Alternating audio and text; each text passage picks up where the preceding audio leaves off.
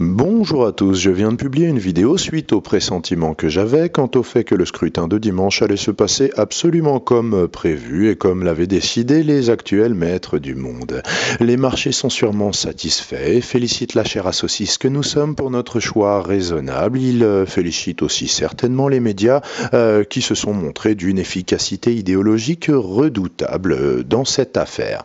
Les Français ont donc choisi la voie de l'austérité en s'imaginant sans y avoir vraiment réfléchi que ce traitement nous serait plus profitable qu'il ne l'est aux Grecs qui actuellement, figurez-vous, sont tellement ravis de l'austérité, ça fonctionne tellement bien que pour fêter ça, ils s'arrosent d'essence avant de se cramer eux-mêmes comme si c'était leur faute. Donc il y a des veillées qui sont actuellement observées, des minutes de silence, des manifestations, parce qu'ils se sont rendus compte qu'en Grèce, figurez-vous, le taux de suicide a augmenté dramatiquement de 50, de 60%.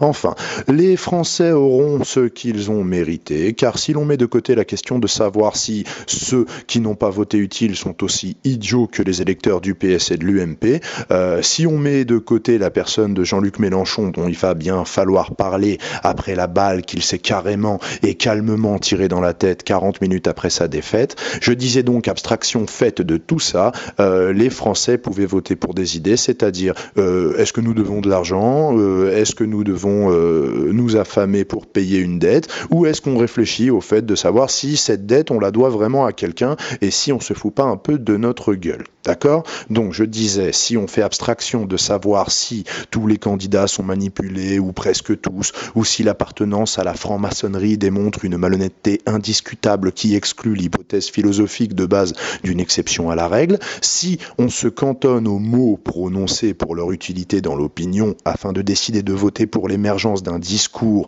et d'une idéologie plutôt que d'une autre, si, en quelque sorte, on a l'impression d'identifier dans le discours public d'une personne à qui on ne fait pas forcément confiance, mais qui dit quelques-unes des vérités que nous tentons de diffuser sur Internet, sur le banksterisme, les USA, la BCE, le FMI et tout le cimetière. Si ce discours-là est confronté à la prédominance du discours qui veut faire passer nos agresseurs pour des créanciers, on se dit, il n'y a pas toute la vérité, ok, mais quelques personnes que nous, on ne peut pas toucher sur Internet, puisqu'ils ne regardent que la télé, eh bien, ils comprendront au moins ça. Et ils se renseigneront peut-être pour en savoir beaucoup plus. Et des gars comme Asselineau seront peut-être plus écoutés et entendus dans un avenir plus ou moins proche. Donc, même avec en tête les arguments des détracteurs de Mélenchon, certains ont voté pour lui en se disant que, encore une fois, on ne peut réclamer des comptes que sur ce qui est promis. Et que Mélenchon ayant brandi toutes ses idées anti-bankster, voyous, vampires, contre la BCE et l'endettement programmé et criminel, lui qui appelle les marchés des escrocs, eh bien, on se dit qu'on a plus la possibilité de manifester et de le mettre en difficulté, lui qui a promis de résister à ces gens, que d'exiger des comptes auprès de Bayrou, Sarko et Hollande, qui nous ont dit d'emblée qu'ils appelaient les Français à satisfaire les tortionnaires de Marianne dans tous leurs élans sadiques, en se disant que Mélenchon devrait rendre des comptes au peuple qu'il avait contribué à enrager contre la finance et que même si c'était un leurre, la découverte du poteau rose serait extrêmement dangereuse pour lui, beaucoup plus que pour ceux qui, dès le départ, nous ont dit « je vais vous vendre à la découpe », eh bien le peuple trahi n'en aurait été que plus frustré de ce combat qui devait avoir lieu contre la finance internationale et qui n'avait pas eu lieu. Et cette frustration, cette colère, il me semble, serait très profitable à la véritable contestation de la prédation capitaliste.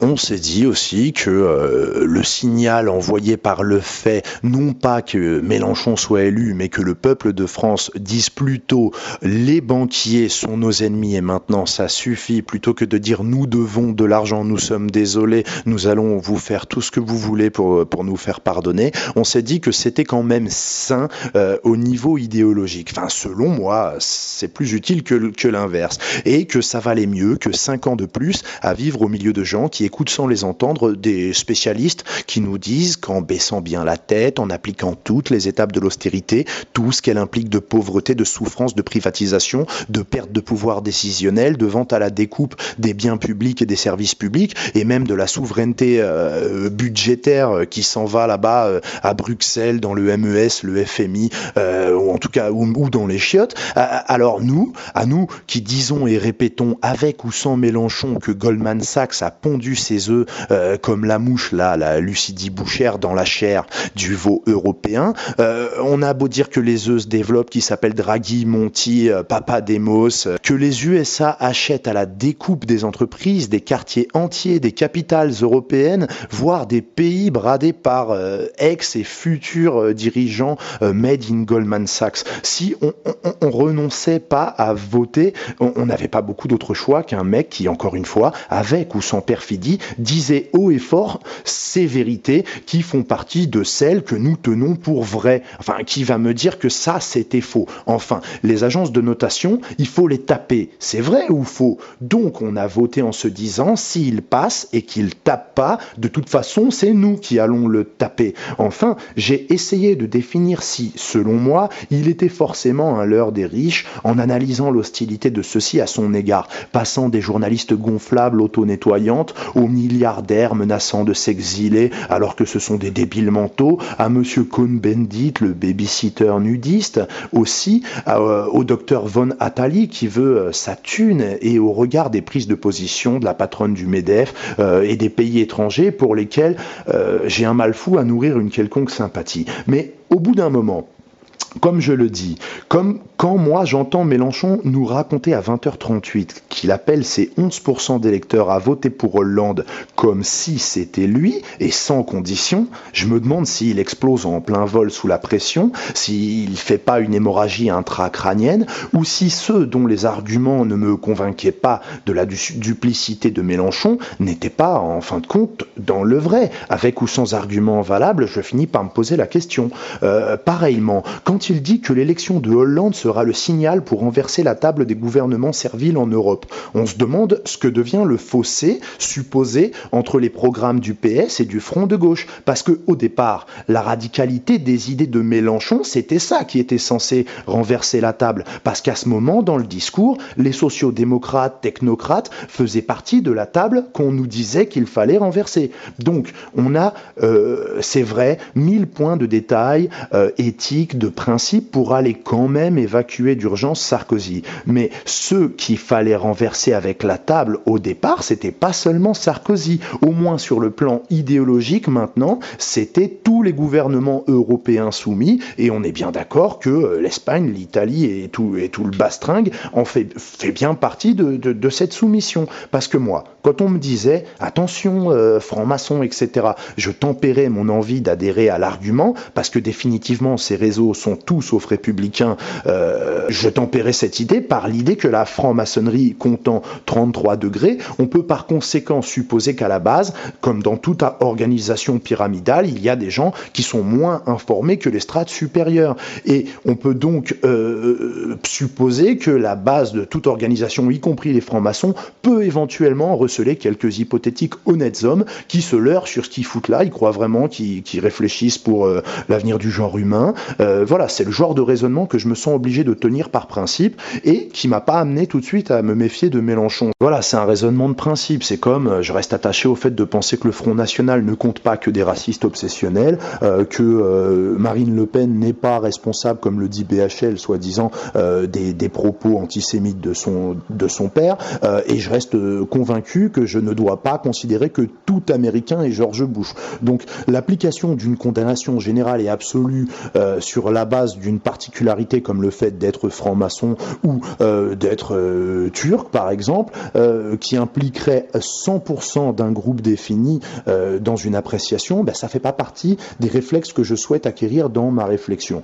En revanche, c'est hier Mélenchon lui-même qui, je le crains, semble avoir anéanti sa crédibilité. Il a bien entendu toujours dit qu'il ferait battre Sarkozy au deuxième tour. Ok, ça c'est pas en cause. Les deux larbins de la finance ont le même programme. Ok, on a vu ça, basta. En revanche, si c'est de toute façon façon pour crever de faim avant que la ruine leur pète dans les mains et leur arrache la tronche et les avant-bras, autant d'ici là, si ça arrive un jour, malgré le degré de conscience lamentable de la masse, d'ici là, j'aime autant ne pas voir Sarko recommencer son cirque avec son identité nationale, son Allah, le voile, son hortefeux et tout le sac poubelle. À chaque fois qu'il tombera dans les sondages, il va nous sortir ce genre d'écran de fumée très dangereux pour un peuple, pour éviter qu'on parle d'histoire, d'insultes, de fistons pistonnés qui jettent des tomates sur les flics. Si on peut éviter à l'heure où les marchés ont carte blanche pour nous marcher dessus comme à des crottes de chiens, j'aime autant que le gouvernement en place ne passe pas son temps à diviser le peuple en communautés haineuses pour qu'on perde notre énergie et qu'on use nos cerveaux à nous détester les uns les autres,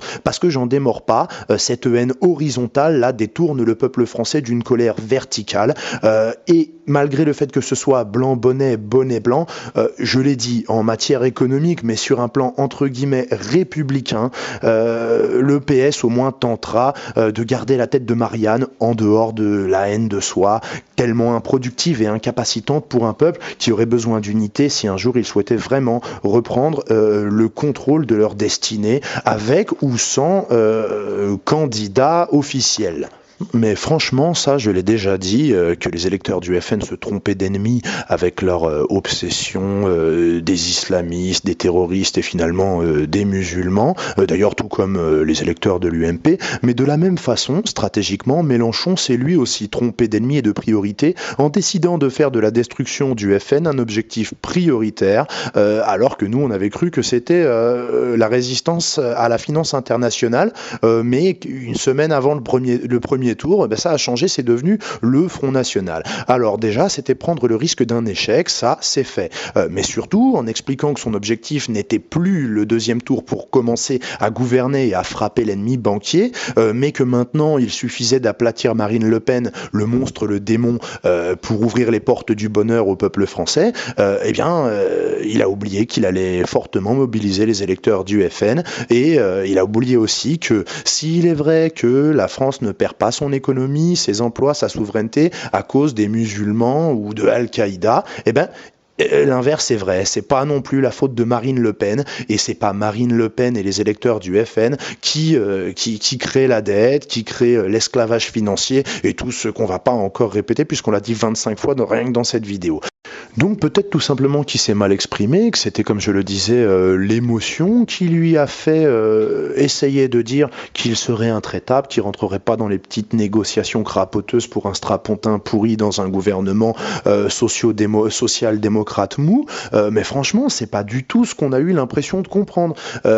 Effectivement, si on écoute cette phrase-là et qu'on se dit qu'effectivement il était ému et s'est mal exprimé, on peut croire qu'il a expliqué que bon, déjà on vire la droite, c'est le minimum syndical, et que ça vaut toujours mieux Hollande que Sarkozy, parce qu'il a toujours dit ça, je le dis, je le répète, mais quand même, waouh, voter comme si c'était moi et sans condition, l'effet que ça produit, punaise, l'honnêteté intellectuelle que je déplore, à qui mieux et à longueur de vidéo, et à laquelle j'essaye en général de m'astreindre, me force à reconnaître que ça fait tilt quand on entend dire ça. Oh, la BCE que tu voulais court-circuiter, l'austérité que tu nous appelles à refuser, le MES, le FMI, etc., l'âge de la retraite, Hollande n'a jamais dit qu'il allait faire quoi que ce soit. Donc pourquoi sans condition? Ça va pas la tête ou quoi? Sans les 11% de Mélenchon, la gauche est battue. Il est certainement prêt à négocier un peu, Hollande. Pas des postes, il manquerait plus que ça. Enfin, des points politiques, sortir de l'OTAN, je croyais que c'était primordial. On s'en fout en fait ou pas? Je croyais que le PS devait choisir le front de gauche ou le MoDem.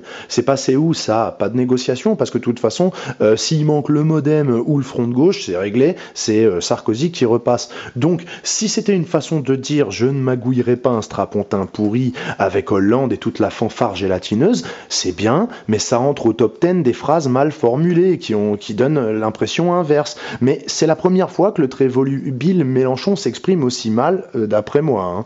Enfin, donc nous verrons s'il regagne en fermeté à tête reposée, si l'erreur politique majeure qu'il a commise hier, selon moi, a été le contre-coup de sa déception normale, légitime, de candidats qui étaient sincèrement décidés à être président et à faire quelque chose, ou nous devrons constater que c'était juste la manifestation du fait que ces détracteurs qui se fatiguaient à nous l'expliquer l'avaient cerné avant nous, les électeurs du front de gauche partiellement convaincus ou parfois très convaincus, et qu'en fait ce n'était qu'une histoire de voiture-balai pour le PS. Donc en tout état de cause, même si vraiment là j'ai ça en travers de la gorge ce qu'il a dit, je compte bien moi aussi virer Sarkozy, parce que bon, au bout d'un moment ça va bien, on va pas ajouter la vulgarité et l'indécence à la servitude et à la soumission. Donc voilà, pour en finir avec cette déclaration de Mélenchon, le fait qu'il appelle à faire voter Hollande n'est pas étonnant, il s'en était jamais caché, il a toujours dit que c'était la logique de gauche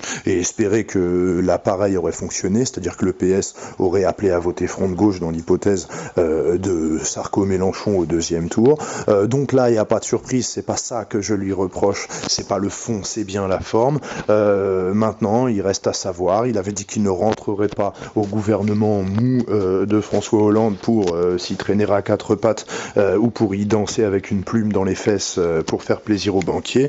Eh bien, on verra s'il tient cette promesse, parce que vraiment, si là, il devait finir par accepter un strapontin au PS, franchement, la notion, là, Mélenchon, là, le personnage, vous prenez ça, vous le froissez comme une boule de papier, et hop là, à la corbeille, on n'en parle plus. Bon, ceci étant dit, je garde en tête que certaines des idées défendues, même, admettons, insincèrement par Mélenchon, sont et resteront vraies et impérativement nécessaires pour l'éventuelle libération des peuples européens et mondiaux, qui sont d'ailleurs tous bien égaux sous la botte de la banque, à petit feu dans les casseroles du FMI ou du MES, selon notre situation géographique. Parce que moi, voilà, des choses que j'essayais d'expliquer à des gens de mon entourage qui sont pourtant des gens bien, mais qui avaient voté Sarkozy en ne réalisant pas ce qu'il faisait, et ben là, aujourd'hui, là, moi, je me suis tué à leur expliquer un tas de choses, c'était trop compliqué. Et ben Mélenchon, mine de rien, en passant à la télé, en étant un officiel, etc., avec son bagou, finalement, il a fait le travail que j'arrivais pas à faire. C'est-à-dire que j'ai ma grand-mère, elle a envie de se faire un banquier à coups d'arbalète, d'accord? Et il y a plein de gens qui sont comme ça, hein. Vous leur parlez d'un banquier, ils vous mettent un coup de marteau dans la tête. Donc, quelque part, bon, j'appelle pas les gens à tabasser des banquiers, hein, parce que si ça arrivait, de toute façon, on tabasserait des pauvres guichetiers qui gagnent rien dans cette grande arnaque mondiale.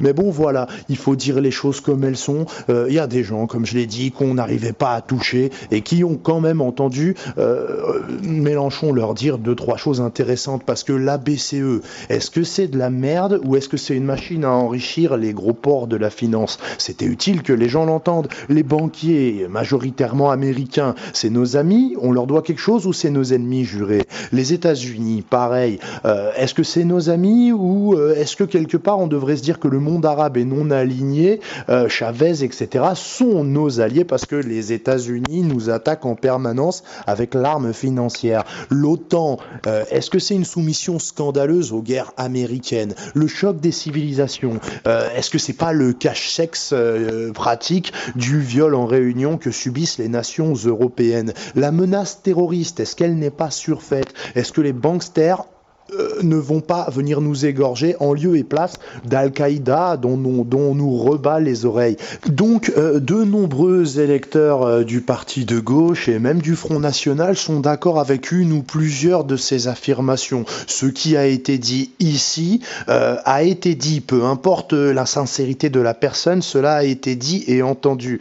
Donc, à mon sens, l'ultime raison qui pourrait encore pousser quelqu'un à aller voter pour se faire engluer par le Télétubby du PS, c'est le souvenir des frasques de Sarkozy, de ses amis milliardaires, de ses yachts, de ses Rolex, de ses t-shirts NYPD quand il fait son footing, de ses fistons aux cheveux soyeux, de son ministre de la Culture amoureux des voyages en Asie, de ses légions d'honneur à des cohortes de handicapés mentaux chantant, dansant et trashtivisant, de légions d'honneur aux empoisonneurs pharmaceutiques notoires et aux anthropophages richissimes qui n'ont de mérite que le fait d'être riches riche ou n'est riche. Sa propension aussi à l'instrumentalisation de tout drame à des fins de propagande politique, tout cela, ça devrait nous convaincre de vouloir quand même le dégager, parce que Hollande n'est pas capable de quoi que ce soit d'autre que de soumission. Ce type ne va pas essayer de nous faire du mal, il va laisser les marchés nous faire du mal. Sarkozy, il trouvera toujours une bonne petite idée de son chapeau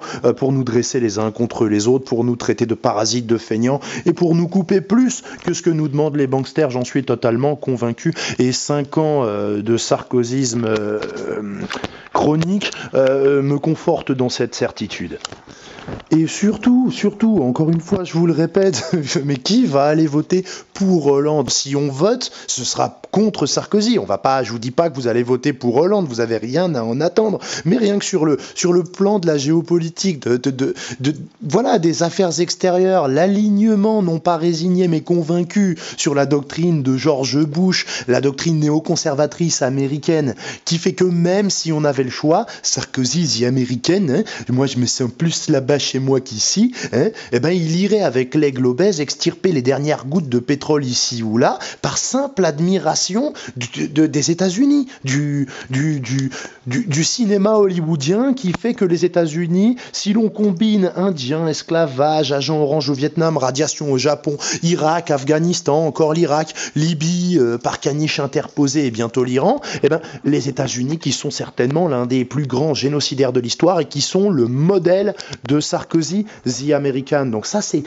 peut-être quand même un tout petit truc que vous auriez envie de faire, vous faites vraiment comme vous voulez. Encore une fois, j'ai pas toujours raison, mais voilà, si un jour un sursaut de compassion européen devait naître pour les Arabes qui se font tuer et encore pisser dessus par les brutes attardées de l'armée américaine, malgré la soumission partagée des deux candidats en matière de sujets économiques, je veux bien m'éclater un testicule entre deux dictionnaires si c'est Sarkozy qui un jour se dit non mais ça suffit maintenant, on peut pas suivre les États-Unis partout. Je veux dire, s'il y a une toute petite chance que l'un des deux le fasse, à mon avis, c'est pas Sarkozy. Enfin, c'est quelque chose de génétique, c'est dans ses tripes.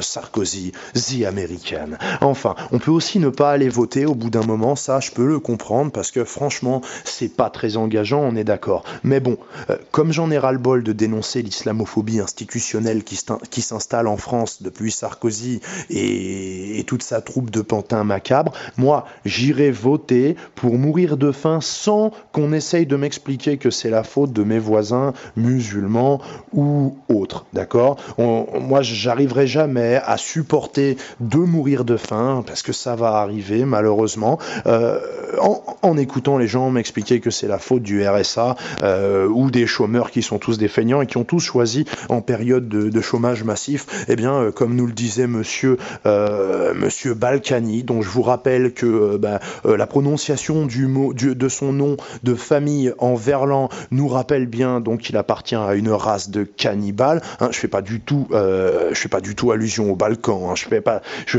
fais allusion à ses opinions politiques et à son idéologie absurde qui lui fait dire exactement ça. Écoutez bien.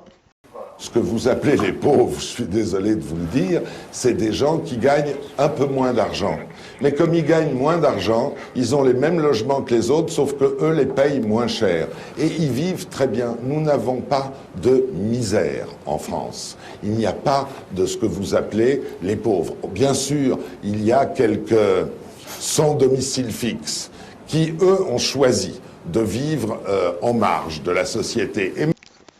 Et voilà. Donc je pense que on trouve vraiment des groupes pourris au Parti Socialiste aussi. D'ailleurs, je rappelle que Hollande, normalement, ça devait pas être Hollande, ça devait être DSK, le galactique, le décrété en haut lieu, donc qui devait nous diriger. Voilà, ça aurait été donc pas la France forte, la France de force. On aurait pu avoir un espèce de petit parallélisme entre les affiches. Là, j'ai une chance, ce n'est pas DSK.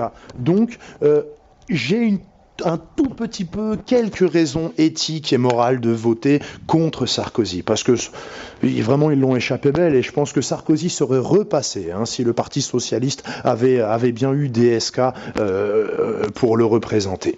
Mais bon, voilà, même avec des Manuel Valls dans le bastringue, le Parti socialiste nous a pas encore gratifié de propos aussi abominables que ceux de Monsieur Balkany, dont je vous invite à vous renseigner à propos de son casier judiciaire et des condamnations dont il a été l'objet, et surtout des raisons de ces condamnations diverses et variées. Donc, vous faites vraiment comme vous voulez. Je comprends bien tout ce qu'on me dit, je comprends bien, mais bon, vous avez le choix. Est-ce que vous voulez la cerise sur le gâteau, Sarkozy, en plus de tout ce que vous allez souffrir? Je sais plus trop quoi dire. De toute façon, on est tous morts. Voilà, en tout cas, pour clore, Mélenchon n'est plus en question. Les gens, de toute façon, sont pas renseignés. Les gens savent pas ce qu'est la BCE, ils savent pas comment fonctionne la monnaie. Ils pensent qu'on doit vraiment de l'argent à quelqu'un. Donc, les gens n'ont pas voté pour Mélenchon parce qu'ils avaient compris que c'était un faux. Les gens ont tout simplement dit aux banquiers: attaquez-nous. Nous avons compris qu'on peut pas faire autrement.